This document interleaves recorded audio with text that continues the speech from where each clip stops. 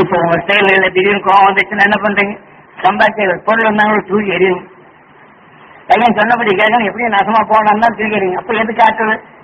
உணர்ச்சியின் வேகம் இருசூழும் நிலை வருகின்றது. என்னை மாற்றுவதற்கு ஆலயத்தை எவ்வளவு சிறந்ததாக ஞானிகள் கொடுத்திருக்கின்றார்கள். அது யாராவது நாம் மதிக்கிறோமா? தோணுன்னு சாமிக்கு அபிஷேகம் செய்யறது எல்லாம் செய்யறோன்னு கிடைக்கணும். உன்னையதான் நான் விரதம் இருந்தேன், எத்தனை காலம் இருந்தேன், இப்படி எல்லாம் என்னை நீ சோதிக்கிறேன் வேதனைத்தான் நாம் வளர்த்துக் கொள்ள முடிகின்றதை தவிர நல்ல குணங்களையும் ஞானிகள் காட்சி உணர்வில் நாம் நுகர்ந்து நமக்குள் அறியாத வந்த தீமையை நீக்கின்றமா? எங்கிருந்து வருகின்றது? பிறருடைய உணர்வு விளைந்துதான் எனக்குள் வருகின்றது. அவர் சந்தர்ப்பத்தால் நுகர்ந்த உணர்வு தவறு செய்கின்றனர்.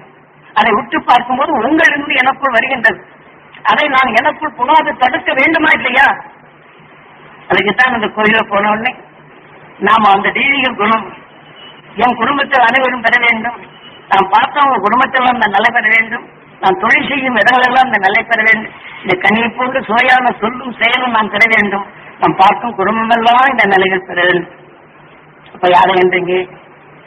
அவர் அறியாது சேர்ந்த உணர்வு அங்கிருந்துதான் வருகின்றது. அது வராம தடுக்க வேண்டும் அல்லவா? எவ்வளவு நாசுக்கா கொடுத்திருக்காங்க கோயில். இது யாராவது நம்ம சற்று சிந்திக்கின்றோமா? அதை யோசனை பண்ணி பாருங்க. கோயில் எவ்வளவு பெரிய அற்புதம். நம்ம பழமைகளை மாற்றி நமக்குள் ஒன்று சேர்த்து வாழும் நிலைகள், நமக்குள் இருக்கும் 1008 குணங்களை ஒவ்வொரு சந்தர்ப்பமும் நம்மை பல உடல்களில் இருந்து நம்மை காப்பாற்றப்பட்டது. மனிதனிடத்தில் நம்மை காத்த அந்த தெய்வம் நல்ல குணம் என்ற நிலையில் அது காக்கப்பட வேண்டுமா இல்லையா? நல்ல வேணும். நம்ம கோயில் எவ்வளவு அழகா கொடுத்திருக்கிறாங்க. அது யாராவது நம்ம மதிக்கிறோமா? அதனாலதான் நாம் பிறருடைய நிலைகளை, ஏனென்றால் இப்ப நம்ம ரோட்ல போறோம், எதிரி கீழே விழுந்துடுறான். யாரு? அவன் சந்தர்ப்பத்தால் நாம் பதிவுகொண்டு மனம் கொண்டு உற்று பார்க்கிறோம். அந்த ஏக்கத்துடன் உலகத்தன்மை நாம் உயிரை நுகர்ந்த பின் அவன் படும் வேதனை உணர்ச்சியில் நம்ம ரத்த நாணயங்களை கலந்து வேதனை என்ற விஷயமே அதை நம்ம அணுக்களை சாப்பிட்டு விட்டால் என்ன செய்து நம் சிந்தனை அப்படியே இழக்கப்படுகின்றது. அதை நாம் எப்படி மாற்றுவது? வேணுமல்லவா? இதை போன்று நாம் அறியாது செய்தாலும் இந்த ஆலயத்தில் எல்லோருக்கும் நாம் பார்த்தவங்க குடும்பம்லாம் நலமா இருக்க வேண்டும் என்றால் அவர் செய்த வேதனை நமக்கு வராது தடைப்படுத்துகின்றன. அப்போ அந்த உடலை கோயிலாகவும் அந்த உடலை உயிரை கடவுளாக நாம் மதித்து பழகுதல் வேண்டும். ஒவ்வொரு நிமிஷமும் ஆண்டவன் வீட்டிற்குரிய ஆலயம் பரிசுத்தமாக வேண்டும் என்று நாம் இப்படி நாம் எண்ணி உடலை கோயிலாக எண்ணினாலும் நாம் பரிசுத்தமாக அந்த நிமிஷம் வராது. இது வருவதற்கு எப்படி இந்த ஆலயம் என்ற நிலை வரப்போகும்போது இங்க வருவோர் குடும்பம் அந்த தெய்வீக குடும்பம் ஒன்றுபட்டு வாழணும், பண்புடன் வாழ வேண்டும், பரிவுடன் வாழ வேண்டும். நாம் பார்க்கும் குடும்பமெல்லாம் அந்த தெய்வீக நிலை பெற வேண்டும். இந்த ஆலயம் வருவார்கள் என்றால் அந்த குற்றங்களை நீங்க எண்றீங்களா? இல்லை. ஆகவே உங்களை நான் எண்ணுவதும் என்னை நீங்க என்ன செய்வதும் எனக்குள் அறியாத வந்த இருளை போக்க உங்களுடைய வாழ்த்தம், உங்கள் அறியாமல் சேர்ந்த இருளை போக்க என்னுடைய வாழ்த்து உங்களுக்குள். அப்ப பகமை இங்க வருமா? அதனால் ராமாயணத்தில் என்ன செய்கின்றான்? ஜனக சக்கரவர்த்தி சீதாவை திருமணம் செய்ய பறைசாற்றுகின்றான் சுயவரத்திற்கு. அப்போது அவர்களெல்லாம் வருகின்றனர், அவர்களுடைய திறமையை காட்டுகின்றனர். ஆனால் அந்த தீமை செய்யும் அந்த காண்டிபத்தை அவர்களால் தூக்கவே முடியவில்லை. அந்த காண்டிபத்தை வைத்துதான் நாணலை ஏற்றி அதை செயல்படுத்துகின்றோம். ஆகவே அந்த தீமை என்ற நிலையை நீக்கும் திறன் அவருக்கு இல்லாது போய்விடுகின்றது. ராமன் என்ன செய்கின்றான்? அந்த தீமை செய்யும் காண்டிபத்தை ஒழித்திடப்பும் போது நாணலேற்று ஒருவரை தாக்கும் நிலைகள் இழக்கப்படுகின்றது. அப்ப அந்த காண்டிபத்தை ஒழித்து விட்டால் அந்த பகமை என்ற உணர்வுகளை நாம் ஒருவருக்கொருவர் எல்லா நிலைகளையும் பகமை கொண்டவர்களாக இருக்கின்றோம். அப்பதான் அந்த ஆலயங்கள் நாம் இதை போல பகமையை உணர்வு என்ற நிலையை ஒழித்து விட்டால் இங்கே வருவோர் நலம் பெற வேண்டும் என்ற உணர்வை சேர்த்தால் நமக்குள் இணைந்து வாழும் கல்யாண ராமனாக மாறுகிறது. ஆக நமக்குள் எண்ணங்கள் ஒன்று சேர்த்து வாழவும் தீமைகள் புகாத நிலைகள் தடுக்கும் என்பதுதான் உணர்வின் இயக்கங்கள் நுகர்ந்த பின் எதன் உணர்வை சூரியன் கவர்கின்றதோ ஆக உயிரணுக்கள் நுகரப்படும் போது நாராயணன் திரேனா யுகத்தில் சீதா ராமனாக தோன்றுகின்ற எந்த சுவையின் உணர்வோ அந்த உணர்ச்சியின் இயக்கமாக அந்த சூரியனை நம்மை இயக்குகின்றது. ஆகவே இந்த உடலை இயக்குவது யார்? நமது உயிரை இயக்குகின்றது. உலக பிரபஞ்சத்தை அது இயக்கினாலும் இந்த உடலான பிரபஞ்சத்தை இயக்குவது யார்? நரநாராயணன் இந்த உயிரை என்ற நிலையில் இங்கே தெளிவாக கூறுகின்றது நமது சாஸ்திரம். ஆகவே நாம் ஆலய பண்புகளை எப்படி வளர்க்க வேண்டும்? இந்த தெய்வீக குணத்தை பெற வேண்டும், தெய்வீக பண்பாக நாம் வாழ வேண்டும். இந்த ஆலயம் வருவதெல்லாம் அந்த தெய்வீக நிலைகள் பெற வேண்டும், என் குடும்பத்திலும் அந்த நிலைகள் பெற வேண்டும் என்று எண்ணுதல் வேண்டும். ஆக நாம் தொழில் செய்யும் இடங்களிலும் இந்த நிலைகள் பெற வேண்டும். உண்மையான பக்தி இதுதான், உண்மையான ஆன்மீகம் என்பதுதான். என்னதான் ஆன்மீகம் என்றால் பகமையை மறந்து நீங்கள் நலமாக இருக்க வேண்டும் என்று எண்ணுவதுதான் ஆன்மீகம். வலிமை பெற்றது. தீமையை மறந்து ஆக நமக்கு நன்மை செய்யும் வலிமை கூட்டுவதுதான் ஆன்மீகமே தவிர சாமிக்கு அபிஷேகம் செய்து அருவன் செய்து கடகடால் உருண்டு ஆன்மீகத்தை செலுத்தி அவனுக்கு நாம் வரம் வாங்குவது வந்து நம்ம அறியாமைதான் அங்கே காட்டும். இது ஆன்மீகம் அல்ல. ஆன்மீக பண்புள்ளவர்களே என்று எல்லாம் சொல்வார். இதுவல்ல ஆன்மீகம். நல்ல சிந்தித்துப்பார். ஞானிகள் எவ்வாறு நம் வழியை ஆலயங்களை பண்படுத்தி காட்டியுள்ளார்கள் என்று நல்ல யோசனை பண்ணிவார். ஆகவே இந்த பண்பை நாம் வளர்த்துக் கொள்ள வேண்டும். ஆக அங்கே அதே சமயத்தில் அந்த வைரம் வைத்திருக்கிறதா வைரத்திற்பல் என் சொல் செயல் எல்லாம் ஜொலிக்க வேண்டும். கீழ்க்கு உணர்வு அந்த மகிழ்ச்சி ஊட்ட வேண்டும். இந்த ஆலயம் வருவோர் அனைவரும் அந்த நிலை பெற வேண்டும். என் குடும்பத்தில் அனைவரும் வைரத்திற்பல் சொல் ஜொலிக்க வேண்டும், செயல் ஜொலிக்க வேண்டும், வாழ்க்கை ஜொலிக்க வேண்டும். வைரம் எப்படி ஜொலிக்கின்றதோ ஆக இருந்த நிலைகள் இருந்தாலும் அந்த ஒளியின் தன்மை கொண்டு அதை தான் இருக்கும் இடத்தை காட்டுகின்றது. ஆகவே நல்ல குணங்கள் கொண்டு தீமையில் புகாதபடி நமது எண்ணம் வைரத்தை போல வலிமை பெற்றதாக எடுத்தல் வேண்டும். தீமை என்ற நிலைகள் அகற்றி அந்த வலிமையினரை உணர்வை தனக்குள் சேர்த்தல் வேண்டும் என்பதுதான் வைரத்தை காட்டுகின்றன.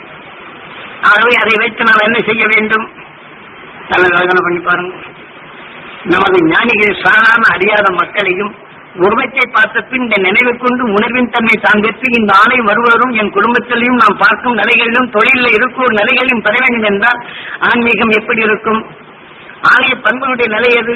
பகமை மறந்து தனக்குள் ஒவ்வொருவரும் உயர்ந்த நிலையில் பெற வேண்டும் என்று எண்ணுவதுதான்.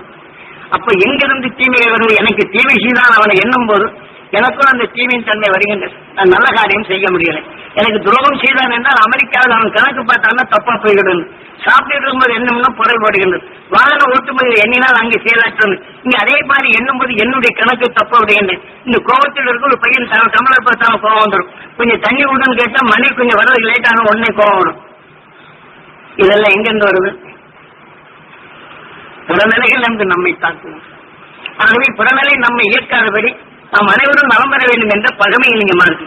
பகமை என்ற தீமை அந்த காண்டி வைத்து ஒழித்து விட்டால் உணர்ச்சிகள் அங்கே தூண்டாது என்பதுதான் ராமாயணத்திலும். இது தெளிவாக்குறது ஒவ்வொரு ஆலயங்களில் நாம் பண்புகளை எப்படி பயன்படுத்த வேண்டும் நல்ல யோசனை பண்ணிக்கணும். எவ்வளவு தெளிவாக கொடுத்திருக்க நம்ம ஆலய பண்புகள். கோயில பெண் அரகரா என்று கோயிலை சுற்றுவதும், தாய் தீவாத்தனை கொடுக்கும்போது ஒருத்தர் தள்ளுவதும், ஏன் எருமாறு மாதிரி இங்கே தள்ளிட்டு இருக்கேன் என்பதும், ஒருத்தருக்கு ஒருத்தர் இழுத்துக் கொள்வதும், இப்படித்தான் நம்ம ஆலய பண்புகளை வளர்க்கணும் தானே.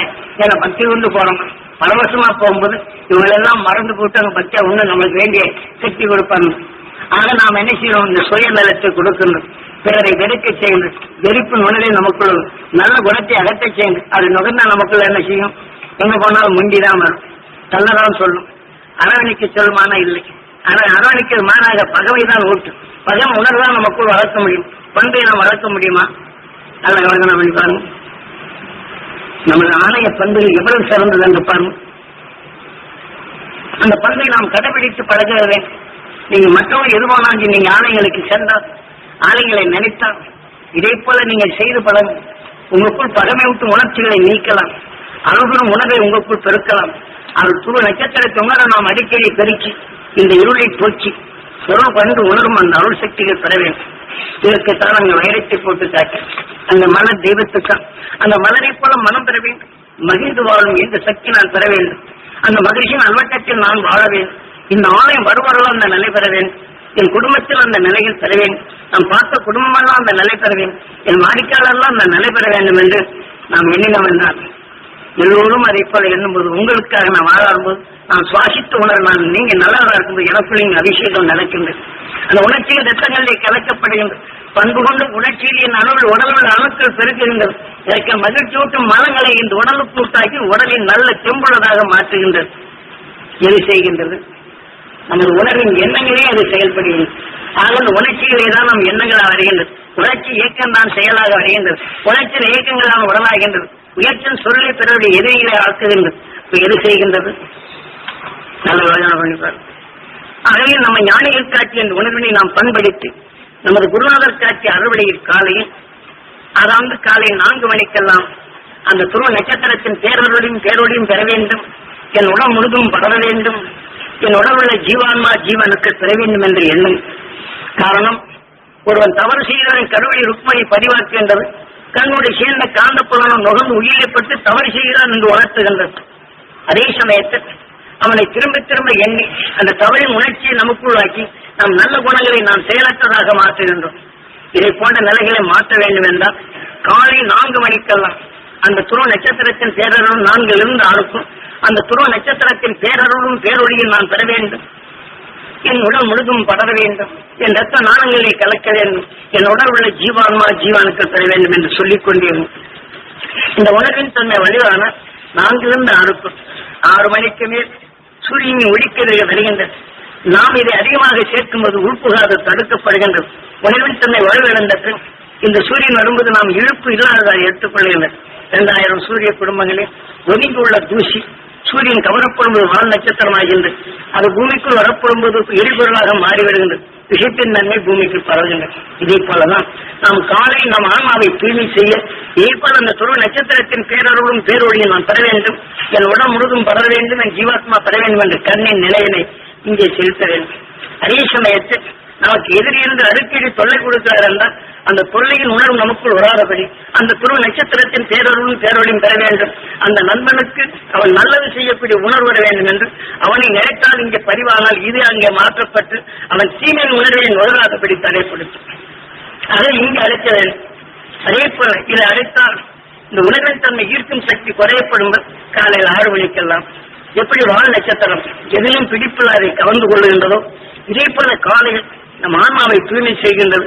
தீமை என்ற உணர்வை சூரியன் கவர்ந்து செல்கின்றது. அதன் அருகிலே சென்ற பின் பசமாக்கு இதை நாம் தெரிந்து கொள்ளுதல். ஆகவே காலை 4 மணிக்கு உன் அருளை நமக்குள் பெருக்கி இருளை புகாத தடுத்து பழகி ஒவ்வொரு நிமிஷமும் இதே போல நீங்கள் வாழ்க்கையில் எப்போது சந்திக்கின்றவர்கள் குழந்தை தவறு செய்தாலும் ஈஸ்வரா அந்த துருவ நட்சத்திரத்தின் பேரருளும் பேரொழியும் பெற வேண்டும் என்று அந்த தவறின் நிலை மாற்ற உணவின் தன்மை பெற்ற குழந்தை தெரிந்து நடக்க வேண்டும். அவன் சிந்திக்கும் ஆற்றல் அவன் பெருக வேண்டும் என்ற உணர்வை பரப்பும். அவன் தவறு செய்யும் உணர்வை பதிவாக்கப்படும் அவனை திரும்பி பார்க்கும் போதெல்லாம் தவறு என்ற நிலை வரும்.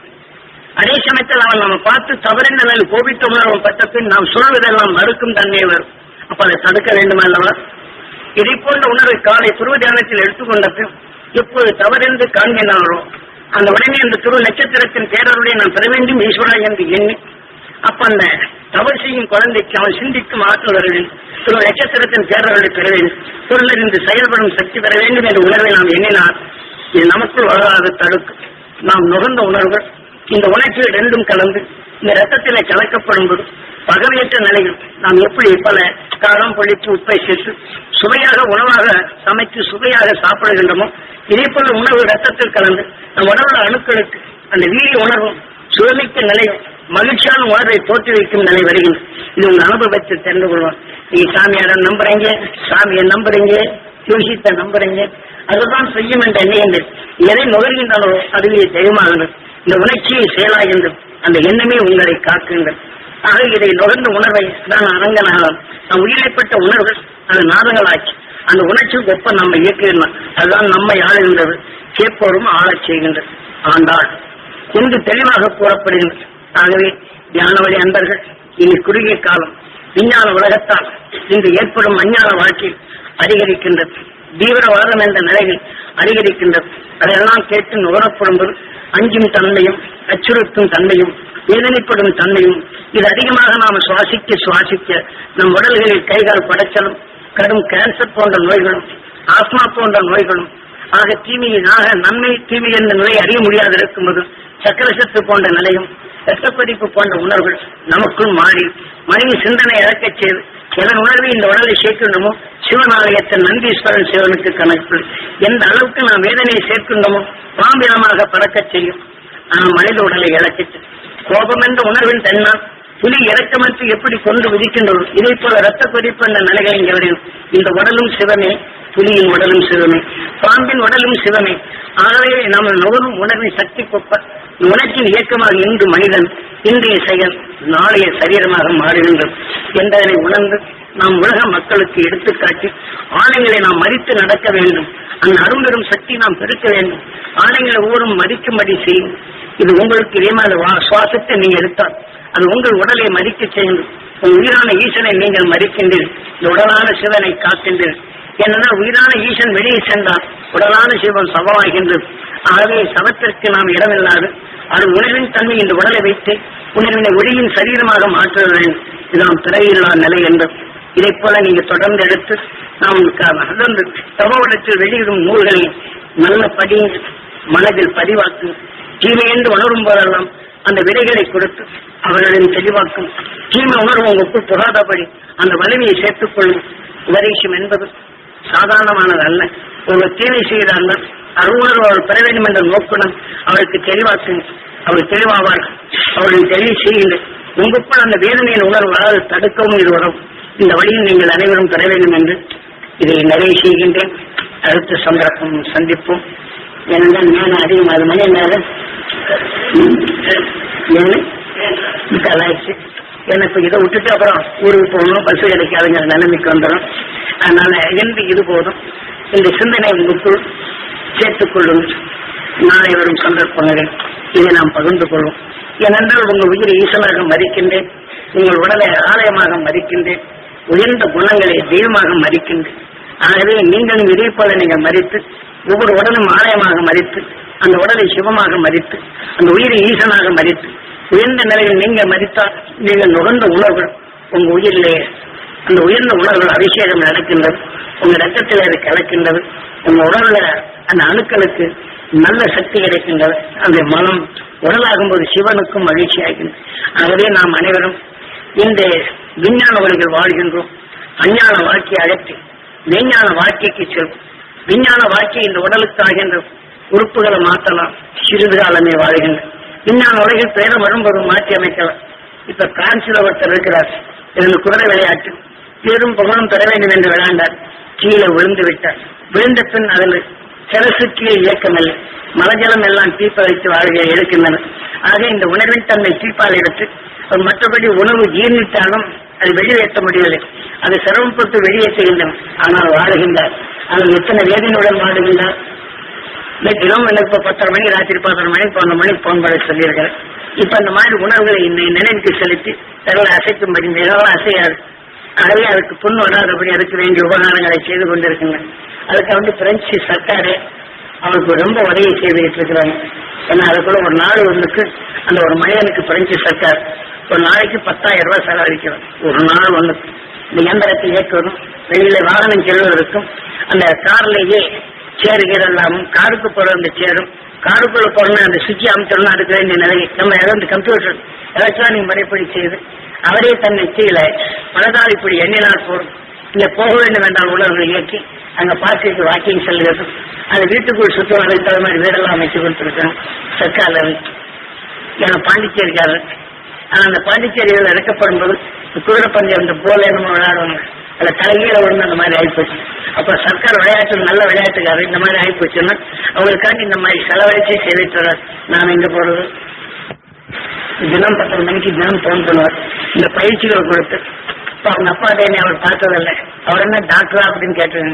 என்னென்னமோ செய்யறாரு, இங்க என்னமோ உணர்ச்சிகள்லாம் வருது, காலெல்லாம் உணர்வுக்கு உணர்ச்சி தெரியும், என்ன செய்யறாரு அப்படின்னு கேட்டாரு. மந்திரவாதியான்னு கேட்டிருக்கிறாரு. அவங்க அப்படி சொல்லியிருக்கிறாங்க, நீ மந்திரவாதியை நினைச்சு வாயில கூட நினைச்சிடாரு. அப்ப அவர் சொன்னது நீ நல்ல கீழே அப்படின்னு இந்த புத்தகத்தெல்லாம் அனுப்பி அதை படிச்சுட்டு வர்றாரு. அந்த படிக்கத்தை நீ கேட்டுட்டு வர்றாங்க. ஓரளவுக்கு நிம்மதியாக கொஞ்சம் ரசிக்கிறது. இது போல இந்த உடல் உறுப்புகள் சிறுக சிறுக அந்த ஒண்ணுக்கு இவரே வெளியேற்றக்கூடிய உணர்வு தோன்றுது வருது அப்படிங்கிற வகையில தெளிவாக்கிட்டு வர்றாங்க. இதெல்லாம் ஏன்னு சொல்றேன்னா நாம் எண்ணியது எதுவோ இந்த உயிர் நம்ம இயக்குறது. மணி இப்ப தியானம் இருக்கலாமா? இருக்கலாங்களா? நேரம் ஆயிடுச்சுன்னா அப்புறம் ஊருக்கு போற ஞாபகம் வரும். ஏன்னா அருஞானத்தை உங்களுக்குள் பதிவாக்கி உள்ளது. ஆக இந்த வாழ்க்கையில் இந்த உடலுக்கு பின் அந்த துருவ நட்சத்திரத்தின் உணர்வை நீங்கள் பெருக்கி இந்த வாழ்க்கை அதை பற்றுடன் பற்றும் கடைசி நிலை இதுதான். மனிதன் உடலில் கடைசினர்.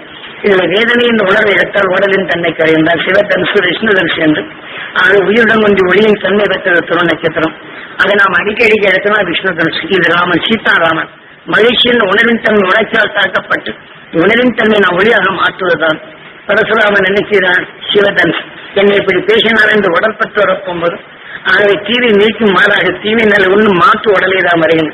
அவன் விஷ்ணு தனுசை செயல்படுத்துகிறான் என்று ராமன், சீதாராமன் அந்த சுவைமிக்க நிலையை உருவாக்கப்பட்டு விஷ்ணு தன் உயிருடன் ஒன்றி உணர்வின் தன்மை ஒளியாக்குவது போல இந்த உணர்வின் தன்னை நம் உடலாக்கி நாம் அந்த ஒவ்வொரு வாழ்க்கையிலும் தனுசு கோடி தீமைகள் எதுவானாலும் அதை நீக்கி உயிருடன் ஒன்றி உணர்வின் ஒளியாக மாற்ற வேண்டும். நாம் பல கோடி உணர்வு பெற்ற அது கோடிக்கரை பல உடல்களாகி இந்த கோடிக்கரையாக இருக்கின்றது நமது உடல். இது ராமாயணத்தில் தெளிவாக கூறப்படுகின்றது. ஆகவே நாம் துருவ நட்சத்திரத்தை உணர்வு கொண்டு உயிரைப் போல உணர்வுகள் கோடி உணர்வுகளையும் ஒன்றாக்கி ஒரு ஒளி என்ற உணர்வை உருவாக்கும் தன்மையால் ஞானிகள் காட்டிய அரிசின் பெற்ற உண்மை அவன் அரிசின் துருவனாகி துருவ நட்சத்திரமானது நமது குருவாளர் அதனை உணர்ந்தறிந்து அவரும் வழியாகி அந்த உணர்வு பெற எமக்குள் உபதேசித்து பதிவான வரையில் நான் எண்ணத்தால் எடுத்து எமக்குள் வரும் இருளை மாற்றி உங்களுக்குள்ளும் பதிவாக்கி இருளை மாற்ற ஞானிகளாக வேண்டும் என்றும் மெய்ப்பொருளை காண வேண்டும் என்ற உணர்வு உங்களுக்குள் பதிவானதை நீங்களும் பெற முடியும், நானும் பெற முடியும்.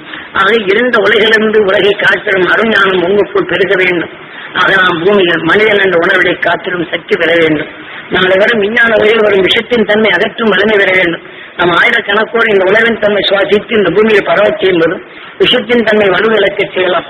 இங்கு வாழும் மக்களை சிந்திக்கும் தன்மையை கொண்டாடலாம். இல்லை என்றால் தீவிரவாதம் என்ற நிலைகளில் மனிதனுக்கு மனிதன் விஷத்தன்மை பாய்ச்சி கொண்டு ரசிக்கும் தன்மை வருகின்றது. விஷத்தை பாய்ச்சி ரசித்து உணவாக உட்கொள்ளும் பாம்பினங்கள் போன்ற பிறருடைய தொண்டையை அறியாது வேதனைப்படுத்த ரசிப்போர் உணர்வும் அனைத்து பாம்பினங்களாக தான் பிறக்கும் தன்மை வருகின்றது என்பதை மறந்துள்ளதாக வேண்டாம். ஒவ்வொரு மறந்துட வேண்டாம். ஆக ஞானிகள் காட்டிய அறுவடை நமது குருநாதர் தெளிவாக உணர்த்தினால் அதை உங்களுக்குள் பதிவாக்கி உங்கள் உயிரை ஈசனாக மதித்து உங்கள் வீசின் வீட்டிற்கும் ஆலயம் என்ற உங்கள் உடலை கருதி அவர் ஞானத்தை நீங்கள் பெருக வேண்டும் என்றும் சதா உங்களை எண்ணி நான் அபிஷேகிக்கும் போது இந்த உணர்வின் மனம் உங்களை எண்ணும் போது இந்த உணர்வு உங்களுக்குள் பட்டும் ஆக நன்மைகளை நீங்கள் அறிந்துணர்ந்து உங்கள் வாழ்க்கையை சீராக்க இது வரும். ஆகவே இந்த வழிப்படி இந்த தியானத்தை நீங்கள் பெற நான் இப்போ பிரார்த்தித்து துருவ நட்சத்திரத்தின் உணர்வை நாம் பெற்று ஏங்கி தியானிப்போம். வெள்ளம் உபதேசித்தது ஆலயங்களை பற்றி சொன்னது எல்லாருக்கும் அர்த்தமாயிருக்குமல்ல.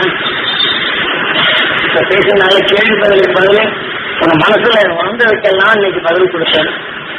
அதனால அடுத்த வாரம் வரும்போது நீங்கள் கேள்வி கேட்டு அதற்கு விடை கொடுக்கலாம். ஏன்னா இந்த குறுகிய நேரம் இருந்ததனால் அதற்குள் நீங்கள் எண்ணிய எண்ணங்களுக்கெல்லாம் பதில் கொடுத்தது. இதை கோயம்புத்தூர் மக்கள் இந்த டிவியை பார்க்கும்போது இதை அவர்களும் உணர்ந்து அந்த வழியில் அறவழி பெறுவதற்குண்டான ஆசீர்வதித்து இதை செய்கின்றோம். இப்ப நாம் தியானிப்போம். இதன் வழியில் இந்த டிவியை கேட்பவர் உணர்வு அனைவருக்கும் தினமும் காலையில் பாலை வைத்து நல்ல நீரை வைத்து இதை போல துருவ நட்சத்திரத்தின் தேரொழும் தேரொழியும் நாம் பெற வேண்டும் என்று இயங்கினார். இந்த இனம் உடல் முழுவதும் படர வேண்டும், என் ஜீவாத்மா பெற வேண்டும் என்று இயங்கிவிட்டு நாம் பார்ப்போர் குடும்பம் எல்லாம் பெற வேண்டும் என்று இந்த உணர்வை படைத்தினார். இந்த பால் வைத்து அது நீங்க சாப்பிட்டு பார்த்தா தெரியும். அந்த பாலில் நல்ல நறுமணங்கள் வரும். நறுவுணர்வு உங்களுக்குள் தெரிய வரும். ஆகவே இதை போல நீங்க பழக்கப்படுத்திக் கொள்ளும். உங்க எண்ணத்தால் உணர்வுகள் வெளிப்படும் போது உங்க கையால் எடுக்கும் அந்த பாலிலே நறுமணங்கள் அங்கே வரும். ஆகவே அந்த சங்கடமான நிலை இருந்தால் சிறிது தாமதமாகும். மீண்டும் அதை உணர்வை எடுத்து மகிழ்ச்சியான சக்தி பெற வேண்டும் என்று மீண்டும் அந்த கிண்ணத்தை கையில் எடுத்தால் அந்த பாலிலே நல்ல நறுமணங்கள் வருவதை பார்க்கலாம். உங்க உணர்வும் கையில பட்ட பின் இந்த காந்தாலைகளால் அந்த பாலிலே அந்த நறுமணங்களை வந்து சேர்வதை நீங்கள் பார்க்கலாம். ஆகவே இது நன்கு ஒளிபரப்பாகும். இந்த உணர்வுகளை அருஞானத்தின் உணர்வை நீங்கள் பெருக்கி இந்த கோயம்புத்தூர் வந்த இருளை அகற்றி கோயம்புத்தூர் மக்கள் அனைவரும் அருஞானிகளாகி உலகில் வரும் இருளை அகற்றி மெய்ப்பொருள் காணும் அருஞானத்தை பெறக்கூடிய இந்த தியானவழி அன்பர்களும் கோவையில் இந்த ஒளிபரப்பாகும் இது உணர்வுகளை பெறுவோர் அனைவரும் அந்த அருள் மகிழ்ச்சியின் உணர்வை பெற்று தன்னை அறியாத இயக்கம் இருளை அகற்றி மெய்ப்பொருள் காணும் அருஞானிகளாக வேண்டும் என்பதுதான் இந்த உபதேசத்தை இந்த உணர்வினை பதிவாக்கி நீங்கள் காட்சிகளில் பார்க்கப்படும்போது நுகரும் போதே உண்மை உணரலாம். இதை நுகர்ந்து கொண்டிருக்கும் போதே உங்க உடல் உள்ள மேல் வலியோ கால் வலியோ இதில் உள்ள உடல் உள்ள சில வலிகள் குறையும், கொஞ்சம் மன மகிழ்ச்சி ஏற்படும் என்பதை நாம் பிரார்த்தித்துக் கொண்டு அருணர்வு பறந்து இரு உணர்வை அகன்று அருஞானம் பெருகி மகிழ்ந்த வாழ்க்கை வாழ வேண்டும் என்ற நோக்குடன் தான் என்று இதை உபதேசிப்பது. இப்போது நாம் தியானிப்போம். தியானம் இருந்தவங்க உடலுக்கு நோயோடு இருந்தாலும் மற்ற நிலை இருந்தாலும் அடுத்த நிமிடம் இப்ப என்ற உயிரை எண்ணி அந்த துருவ நட்சத்திரத்தின் பேரருளும் பேரொழியும் நான் பெற வேண்டும், என் உடல் முழுதும் படர வேண்டும், என் ஜீவான்மா பெற வேண்டும், என் ஜீவானுக்கள் பெற வேண்டும் என்று எண்ணிவிட்டு அந்த துருவ நட்சத்திரத்தின் பேரருளும் பேரொழியும் இந்த நோய் வாய்ப்பற்ற உடல் முழுக்கும் பறந்து அவங்க ரத்த நாணங்களில் கலந்து அவர் ஜீவான்மா ஜீவாணுக்கள் அனைத்தும் பெற்று அவர் உடலில் அறியாது சேர்ந்த சாப வினைகளால் தீய வினைகளால் பூர்வ ஜென்ம வினைகளால் விளைந்த சர்வ நோய்களும் சர்வ ரோகங்களும் நீங்கி அவர்கள் உடல் நலம் பெற்று அவர்கள் வாழ்க்கையில் தெளிந்த மனம் பெற வேண்டும், தெளிவான வாழ்க்கையை வாழ வேண்டும், இல்லற வாழ்க்கையில் இருளை அகற்றி நஞ்சினை வென்று பேரருள் பெற்று மகிழ்ந்து வாழ வேண்டும் என்று இப்படி நீங்கள் சொன்னால் உங்கள் வாக்கு அவர் சதையில்லை பெற்று அவருடைய தீய உணவுகளை போக்க வரும். ஆகவே இதை போல நாம் கூட்டு தியானங்களில் அனைவரும் ஒன்று போல சொல்லும் போது நம் சதைகளில் இந்த உணர்ச்சியில் பலப்பட்டு நாம் கண்ணால் கவரப்பட்டு மூக்கால் நுகரப்பட்டு உயிரால் மோதப்பட்டு இந்த உணர்ச்சியில் நம் இரத்த நாணங்களில் கலக்கப்படும் போது நாம் பலருடைய உணர்வின் வலுகொண்டு நமக்குள் அறியாத சேர்ந்த தீமைகளை மாற்றிடவும் நோய்களை மாற்றிடவும் இது வரும். ஆகவே நமது உணர்வுகள் அங்கே ஒருவன் திட்டினால் அதை பரீட்சைதான் அவனை எண்ணும் போது நமக்கு இடையூறு எப்படி வருகின்றதோ இதை போலதான் எல்லோரும் கூட்டு அமைப்பில் ஒன்று போல தியானித்து நாம் எல்லோருக்கும் பெற வேண்டும் என்ற உணர்வுகள் உணர்ச்சிகள் ஊட்டப்படும் போது அதை உணர்வு நுகர்ந்து இரத்தங்களில் கலக்கப்படும் போது நம்மை அறியாத சேர்ந்த தீமைகளை நீக்கும் வலிமை பெறுகின்றோம். இது கூட்டமைப்பில் கூட்டு தியானங்கள் இதை போல முறைப்படுத்தி பழகிக்கொள்ளும். ஆக நம்மை அறியாத சேர்ந்த தீமைகள் அகற்றலாம், அருள் உணர்வை நமக்குள் பெருக்கலாம், சகோதர உணர்வு வளர்க்கலாம், ஒன்றுபட்டு வாழலாம். ஆக ஒன்றுபட்ட உணர்வு வளர்ப்பு நமக்குள் சேர்க்கப்படும் போது எத்தனை கடுமை நோய்களையும் மாற்றலாம், அவர் உணர்வை நமக்குள் பெருக்கலாம் என்ற இந்த முழு நம்பிக்கையுடன் உங்களுடைய செயலாக்கங்களை செய்து பாருங்கள். நீங்கள் எண்ணியதுதான் உங்கள் உயிர் இதை உருவாக்குகின்றது. ஆகவே இதை போல உங்கள் வாழ்க்கையில் தீமைகள் அகற்ற இந்த முறைகளை நீங்கள் கடைபிடிங்க. உங்களை நம்புங்க. உங்கள் உயிரை ஈசனாக மதிங்கள். அவன் ஈட்டிருக்கும் ஆலயம் பரிசுத்தம் ஆக வேண்டும் என்ற உணர்வுடன் நீங்கள் செயல்பட்டால் தீமையை அகற்றலாம், அருள் உணர்வை பெருக்கலாம், இருளை அகற்றலாம், பொருளறிந்து செயல்படும் திறன் பெறலாம். அலட்சியமா மகிழ்ச்சிகளின் அருள் சக்தியும் துருவ மகிழ்ச்சிகளின் அருள் சக்தியும்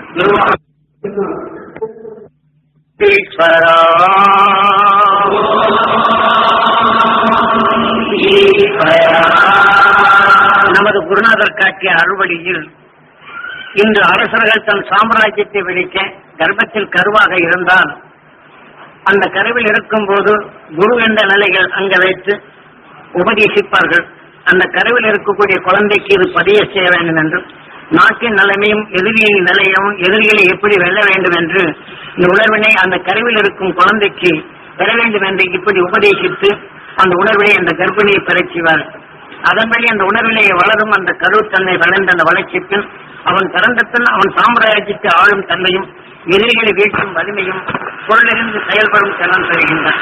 நமது குருநாதர் காட்டிய அறுவடையில் இவ்வடைப்படுத்தி நீங்கள் செய்தால் கர்ப்பிணியாக எங்கே அங்கு உருவானால் தெரிந்துவிட்டால் அந்த குடும்பமே தெய்வீக குடும்பமாக வந்து துருவ நட்சத்திரத்தின் பேரருளும் சப்தரிஷி மண்டலங்களின் பேரருளும் கருவில் வளரும் குழந்தை அதை பெற வேண்டும் என்றும் அகசியன் அகசியன் தன்னுள் அகண்ட அண்டத்தையும் பேரண்டத்தையும் கண்டுணர்ந்து இரண்டு உலகை அகற்றி ஒளியின் உணர்வாக தனக்குள் வளர்த்து எங்கும் இருளை சாடாத நிலைகள் பேரருள் என்ற ஒளியாக பெற்று இங்கு துருவ நட்சத்திரமாக இருக்கும் அந்த பேரருள் இந்த கருவிலே வளரும் குழந்தை பெற்று இங்கு விஞ்ஞான உலகில் வரும் அஞ்ஞான வாக்கிலிருந்து அகற்றி ஆக விஷத்தன்மை கொண்ட நிலைகள் அகற்றி உலகை காற்றிலும் அருஞானியாக வளர வேண்டும் என்று அந்த குடும்பத்தில் ஒரு விரதமாக வைத்து குழந்தை பிறக்கும் வரையிலும் இதைப்போல குடும்பத்தில் சிறு சலனம் கூட இல்லாதபடி காலை 4 மணிக்கும் இரவு படுக்க செல்லப்படும் போதும் இந்த குழந்தைகளுக்கு இந்த குடும்பத்தில் உள்ளோர் அனைத்தும் நீங்கள் இதைப்போல சொல்ல கேட்டு அந்த கர்ப்பிணியை அந்த வளரச்சி